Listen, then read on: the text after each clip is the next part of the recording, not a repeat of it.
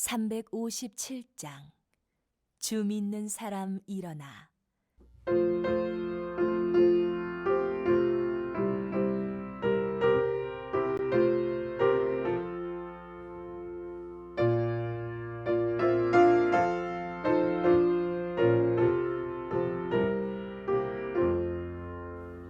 주 믿는 사람 일어나 다 힘을 합하여 이 세상 모든 마귀를 다 쳐서 멸하세. 저 앞에 오는 적군을 다 싸워 이겨라. 주 예수 믿는 힘으로 온 세상 이기네. 믿음이 이기네. 믿음이 이기네. 주 예수 믿음이 온 세상 이기네. 온 인류 마귀 괴혈로 큰 죄에 빠지니 진리로 띠를 띠고서 늘 기도드리세. 참 믿고 의지하면서 겁없이 나갈 때 주 예수 믿는 힘으로 온 세상 이기네. 믿음이 이기네. 믿음이 이기네. 주 예수 믿음이 온 세상 이기네.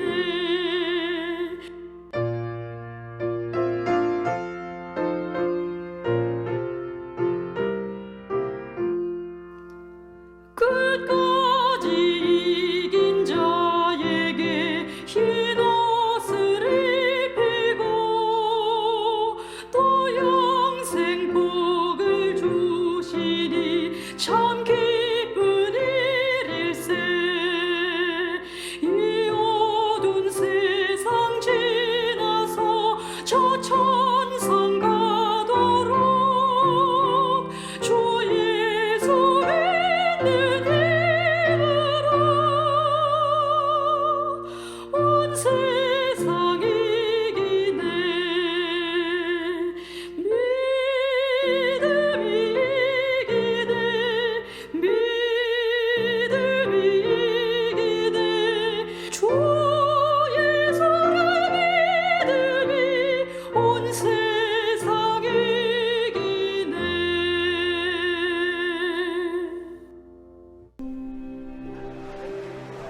무리가 몰려와서 하나님의 말씀을 들을새 예수는 게네사렛 호숫가에 서서 호숫가에 배 두 척이 있는 것을 보시니 어부들은 배에서 나와서 그물을 씻는지라. 예수께서 한 배에 오르시니 그 배는 시몬의 배라. 육지에서 조금 떼기를 청하시고 앉으사 배에서 무리를 가르치시더니 말씀을 마치시고 시몬에게 이르시되 깊은 데로 가서 그물을 내려 고기를 잡으라. 선생님, 우리들이 밤이 새도록 수고하였을 때 잡은 것이 없지만은 말씀에 의지하여 내가 그물을 내리리이다. 그렇게 하니 고기를 잡은 것이 심히 많아 그물이 찢어지는지라. 이에 다른 배에 있는 동무들에게 손짓하여 와서 도와달라 하니 그들이 와서 두 배의 채움에 잠기게 되었더라. 시몬 베드로가 이를 보고 예수의 무릎 아래에 엎드려 이르되 주여, 나를 떠나소서. 나는 죄인이로소이다. 이는 자기 및 자기와 함께 있는 모든 사람이 고기 잡힌 것으로 말미암아 놀라고 세베대의 아들로서 시몬의 동업자인 야고보와 요한도 놀랐습니다. 예수께서 시몬에게 이르시되 무서워하지 말라. 이제 후로는 내가 사람을 취하리라. 그들이 배들을 육지에 대고 모든 것을 버려두고 예수를 따르니라. 예수께서 한 동네에 계실 때 온몸에 나병 들린 사람이 있어 예수를 보고 엎드려 구하여 이르되 주여, 원하시면 나를 깨끗하게 하실 수 있나이다. 예수께서 손을 내밀어 그에게 대시며 이르시되 내가 원하노니 깨끗함을 받으라. 하신대 나병이 곧 떠나니라. 예수께서 그를 경고하시되 아무에게도 이르지 말고 가서 제사장에게 네 몸을 보이고 또 네가 깨끗하게 됨으로 인하여 모세가 명한 대로 예물을 드려 그들에게 입증하라. 예수의 소문이 더욱 퍼지매 수많은 무리가 말씀도 듣고 자기 병도 고침을 받고자 하여 모여오되 예수는 물러가사 한적한 곳에서 기도하시니라. 하루는 가르치실 때 갈릴리의 각 마을과 유대와 예루살렘에서 온 바리새인과 율법 교사들이 앉았는데 병을 고치는 주의 능력이 예수와 함께 하더라. 한 중풍병자를 사람들이 침상에 메고 와서 예수 앞에 들여놓고자 하였으나 무리 때문에 메고 들어갈 길을 얻지 못한지라. 지붕에 올라가 기와를 벗기고 병자를 침상째 무리 가운데로 예수 앞에 달아내리니 예수께서 그들의 믿음을 보시고 이르시되 이 사람아, 내 죄 사함을 받았느니라. 서기관과 바리새인들이 생각하여 이르되 이 신성모독하는 자가 누구냐? 오직 하나님 외에 누가 능히 죄를 사하겠느냐? 예수께서 그 생각을 아시고 대답하여 이르시되 너희 마음에 무슨 생각을 하느냐? 내 죄 사함을 받았느니라 하는 말과 일어나 걸어가라 하는 말이 어느 것이 쉽겠느냐? 그러나 인자가 땅에서 죄를 사하는 권세가 있는 줄을 너희로 알게 하리라. 하시고 중풍병자에게 말씀하시되 내가 네게 이르노니 일어나 내 침상을 가지고 집으로 가라. 그 사람이 그들 앞에서 곧 일어나 그 누웠던 것을 가지고 하나님께 영광을 돌리며 자기 집으로 돌아가니 모든 사람이 놀라 하나님께 영광을 돌리며 심히 두려워하여 이르되 오늘 우리가 놀라운 일을 보았다. 그 후에 예수께서 나가사 레위라 하는 세리가 세관에 앉아있는 것을 보시고 나를 따르라. 그가 모든 것을 버리고 일어나 따르니라. 레위가 예수를 위하여 자기 집에서 큰 잔치를 하니 세리와 다른 사람이 많이 함께 앉아있는지라. 바리새인과 그들의 서기관들이 그 제자들을 비방하여 이르되 너희가 어찌하여 세리와 죄인과 함께 먹고 마시느냐? 예수께서 대답하여 건강한 자에게는 의사가 쓸데없고 병든 자에게라야 쓸데있나니 내가 의인을 부르러 온 것이 아니요 죄인을 불러 회개시키러 왔노라. 요한의 제자는 자주 금식하며 기도하고 바리새인의 제자들도 또한 그리하되 당신의 제자들은 먹고 마시나이다.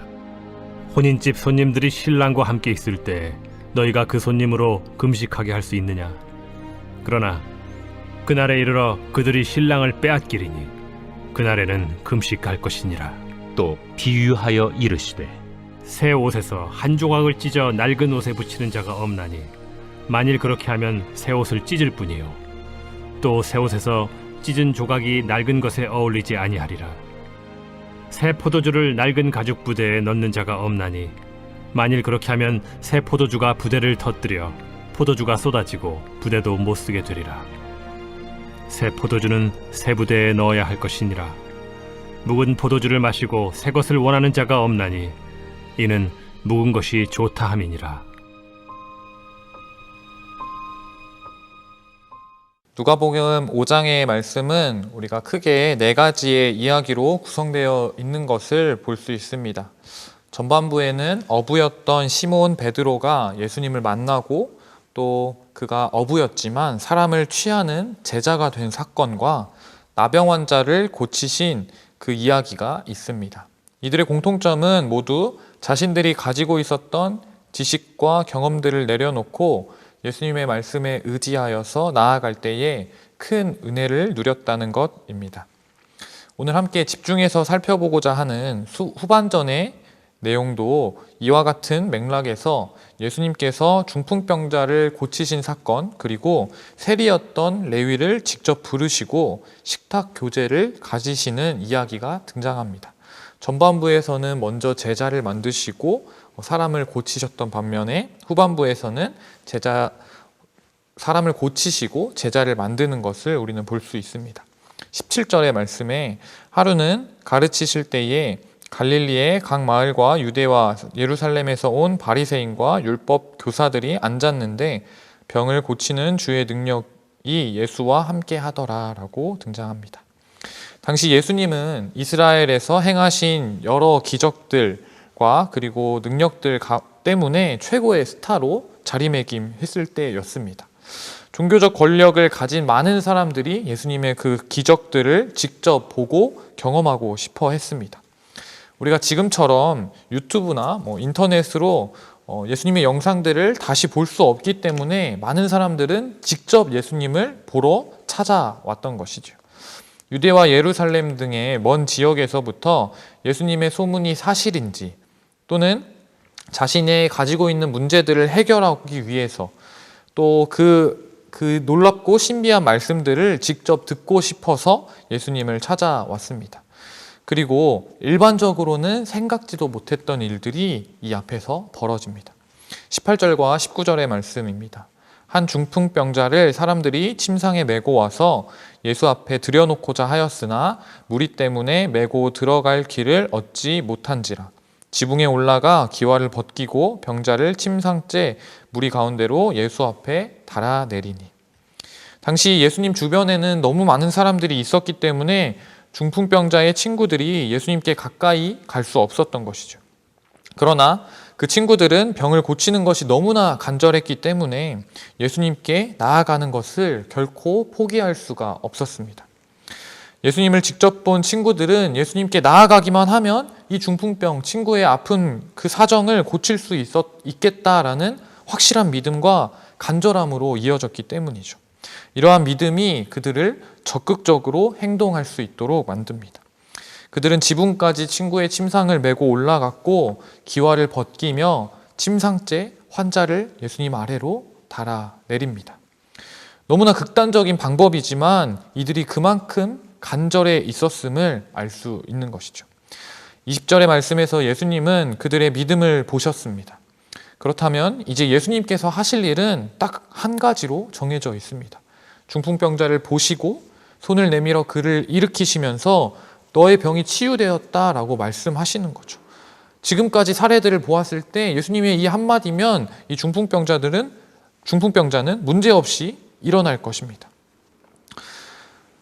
그렇게 예수님은 자연스럽게 더 칭송받고 더 능력을 인정받으실 수 있었습니다. 그런데 예수님의 입에서 나온 멘트는 조금 우리의 생각과 다른 것이었습니다. 20절의 말씀입니다. 예수께서 그들의 믿음을 보시고 이르시되 이 사람아 내 죄의 사함을 받았느니라 하시니. 그러자 그곳에 있었던 바리새인들과 율법 교사들이 아주 난리가 났습니다. 신성모독이라는 것이지요. 오직 하나님만이 하실 수 있는 죄 사함을 어째서 너 같은 촌놈이 감히 입에 올리냐라는 것입니다.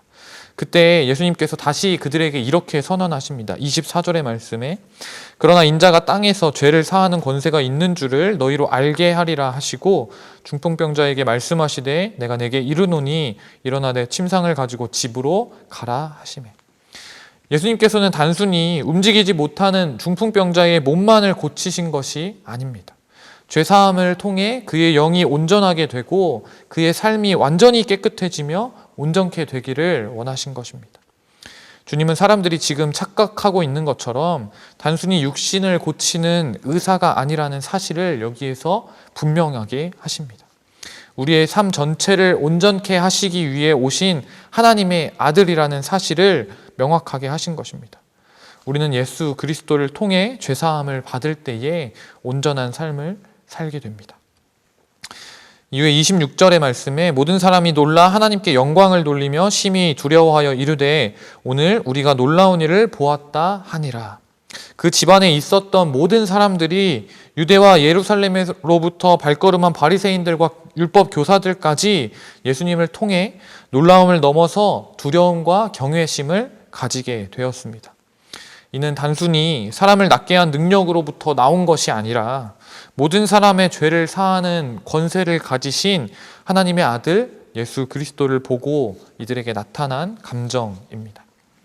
이제 사람들은 예수님을 신기해하고 의심하는 눈초리로 바라보는 것이 아니라 하나님께 영광을 돌리며 경외하는 사람들이 되어집니다. 그 후에 예수님께서는 레위라고 불리는 세리 마태를 만나십니다. 그리고 그에게 자신을 따라올 것을 명령하십니다. 그때의 세리였던 마태, 사람들로부터 손가락질 받고 매국노라고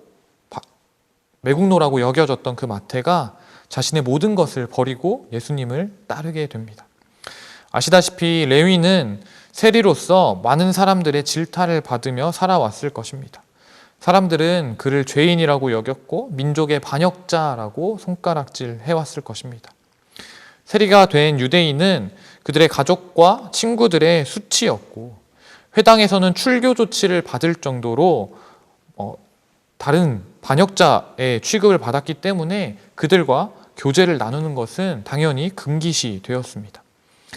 가버나움의 모든 사람들은 세리, 레위, 마태에 대해서 잘 알고 있었을 것입니다. 세관의 높은 곳에 자리해 있었기 때문에 모를 리가 없었을 것입니다. 예수님도 이때 처음 레위를 보신 것은 아닐 수도 있습니다. 레위 또한 예수님의 행적을 잘 알고 있었을 것입니다.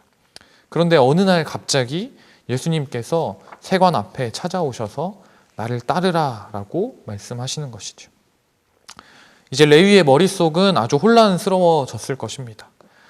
이것은 예수님의 제안이나 권유가 아니라 명령이었기 때문입니다. 나와 함께 하지 않겠니? 라는 청유가 아니라 나를 따라와 라는 부르심이었습니다. 이 말 속에는 예수님께서 걸어가신 대로 나의 발걸음을 따라서 똑같이 걸어오라는 의미가 내포되어 있습니다. 눈이 소복히 쌓인 거리에서 앞서간 사람의 발자국을 따라 걷듯이, 또는 조금 극단적으로 보자면 지뢰가 가득한 전장터에서 앞선 자의 어깨에 손을 올리고 그 사람의 발자국을 따라 걷듯이 나를 따라오라 라고 말씀하시는 것입니다. 예수님의 이 명령에 레위는 자신의 자리를 박차고 일어나 모든 것을 버리고 예수님을 따르게 됩니다. 그동안 사람들에게 경멸당하고 온갖 욕을 먹어가면서 사람 취급도 받지 못하면서도 버리지 못했던 그 세관의 자리를 예수님의 명령에 내려놓은 것입니다. 평생이 보장되는 큰 재물을 버리고 떠난 것입니다. 이러한 레위의 극단적인 행동을 보았을 때 레위는 지금까지 예수님의 행적을 아주 잘 알고 있었을 것이라 예상할 수 있습니다. 왜냐하면 알지도 못하는 사람의 그 따라오라는 명령에 따라갈 사람은 누구도 없기 때문입니다. 그렇게 레위는 예수님의 소식을 듣고 그의 말씀들을 묵상하면서 자신의 처지와 상황들을 돌아보았을 것입니다. 예수께서 중풍병자에게 죄사함을 선포하셨다는 소식을 들었을 때 레위는 자신의 죄인됨을 돌아보았을 것입니다. 자신의 죄인됨을 돌아보았지만 그럼에도 불구하고 그는 예수님을 보러 갈 용기가 생기지 않았을 것입니다. 자신의 현재 상태가 너무나 비참하지만 현실적으로 나에게 이 돈이라도 없으면, 이 세리라는 직책이라도 없으면 나는 정말로 밑바닥 인생에서 더 나락에 빠지는 삶을 살게 될 것이라고 생각했기 때문입니다. 그렇게 영혼의 갈급함과 나의 현실 사이에서 괴로워하고 있을 때 예수님께서 레위를 직접 찾아오신 것입니다. 그리고 나를 따라오라 라고 명령하십니다. 레위의 고민은 안개와 같이 사라지고 예수 그리스도의 명령에 반응하며 순종의 삶으로 나아가게 됩니다. 29절과 30절의 말씀에 레위가 예수를 위하여 자기의 집에서 큰 잔치를 하니 세리와 다른 사람이 많이 함께 앉아 있는지라 바리새인과 그들의 서기관들이 그 제자들을 비방하여 이르되 너희가 어찌하여 세리와 죄인들과 함께 먹고 마시느냐. 레위는 이제 예수님을 위해 큰 잔치를 벌였습니다. 그의 친구들도 많이 불렀겠죠. 모두 세리와 죄인들 뿐이었습니다. 우리가 한번 그 자리를 상상해 보십시오. 얼마나 경건하고 품격 있는 자리였을까요? 제가 생각하기에는 전혀 그렇지 않을 것입니다. 예수님이 함께 계셨지만 그 자리에서 오고 가는 대화들은 여전히 세속적이고 여전히 불경건했을 수 있습니다. 하지만 예수님께서는 그들에게 어떠한 훈계도 설교도 하지 않으십니다. 그저 그들과 함께 더불어 즐겁게 식사를 하십니다. 죄인들의 가족, 죄인들의 친구가 되어 주시는 것입니다. 그 광경을 마주한 바리새인들과 서기관들은 그를 비난하기 시작합니다. 랍비라는 자가 죄인들과 어울리고 금식하지 않는다라는 이유였습니다. 이러한 바리새인들의 비난에 예수님께서는 혼인집 손님들이 신랑과 함께 있으면서 어떻게 금식하겠느냐라고 말씀하십니다. 또 이렇게 말씀하십니다. 36절 또 비유하여 이르시되 새 옷에서 한 조각을 찢어 낡은 곳에 붙이는 자가 없나니 만일 그렇게 하면 새 옷을 찢을 뿐이요 새 옷에서 찢은 조각이 낡은 것에 어울리지 아니하리라. 낡은 옷을 살리겠다고 새 옷을 찢어서 붙이는 사람은 없다라는 말입니다. 바리새인들이 가진 율법주의라는 낡은 옷은 예수 그리스도의 은혜라는 새 옷을 감당할 수 없다라는 것입니다. 새 술은 새 부대에 담아야 합니다. 하나님의 은혜는 기존의 틀에 담을 수 없는 것이라는 사실을 여기에서 명확하게 말하고 있습니다. 그렇다면 우리는 하나님의 은혜를 사모하며 새 부대를 준비하고 마음을 새롭게 해야만 합니다. 주님의 은혜를 기대하면서 우리 스스로 새 부대, 새 마음을 준비하지 않는다면 어떠한 변화도 우리에게 있을 수 없다라는 것입니다. 주님께서는 이미 예비해 두신 은혜가 너무나 많이 있는데 부대가 낡아져 있기 때문에 그 은혜를 담아낼 수 없다는 것이죠. 말씀을 정리하겠습니다. 중풍병자를 고치기 위해 침상을 들고 지붕까지 올라가서 그 지붕을 뜯고 기와를 뜯고 침상을 내렸던 중풍병자의 친구들과 같이 우리는 어떤 현실적인 문제에 부딪힌다 할지라도 거기에 무너져서 가만히 기다려서는 안 될 것입니다. 그 상황을 바꾸기 위해서 예수님께 나아가기 위해서 계속해서 고민하고 몸부림쳐야 하는 것입니다. 그때에 주님의 큰 은혜가 우리 가운데 임하고 죄사함과 문제 해결의 역사를 우리는 바라보게 될 것입니다. 세리였던 레위를 예수님께서 부르셨을 때 레위는 모든 것을 던져버리고 예수님을 쫓아갔습니다. 우리에게도 참 많은 문제와 어려움들이 있을 것이라 생각이 됩니다. 하지만 사랑하는 성도 여러분, 우리가 문제라고 생각하고 있는 것들 또는 우리가 손에 움켜쥐고 놓지 않으려고 애쓰는 모든 것들보다 우리 예수님이 훨씬 더 크신 분이라는 사실을 결코 잊지 않기를 간절히 소망합니다. 그리고 그 크신 예수님께서 우리 앞에 찾아와서 이렇게 말씀해 주십니다. 나를 따르라. 주님이 이 부르심에 귀를 기울이며 순종하며 부활의 증인으로 살아가는 모든 성도님들이 되시기를 간절히 소망합니다. 함께 기도하겠습니다. 사랑하는 하나님, 너무나 감사합니다. 오늘 누가복음 5장의 말씀을 통해 우리에게 말씀하시고 주님 당신을 따를 수 있는 큰 은혜로 허락하시니 감사합니다. 주님, 우리가 현실적인 문제들에 부딪혀서 주님 무너져 있을 때라도 주님 날마다 주님께 어떻게 더 가까이 나아가야 될지를 고민하는 성도가 되게 하시며 주님 주께서 무너져 있는 나에게 찾아와서 나를 따르라 라고 명령하실 때에 지체 없이 나의 모든 것을 내어 던지며 주님을 따라갈 수 있는 그러한 제자된 삶 살 수 있도록 주님 인도하여 주시옵소서. 오늘의 말씀 가운데 함께 하실 주님을 기대하며 사랑이신 예수 그리스도의 이름으로 기도합니다. 아멘.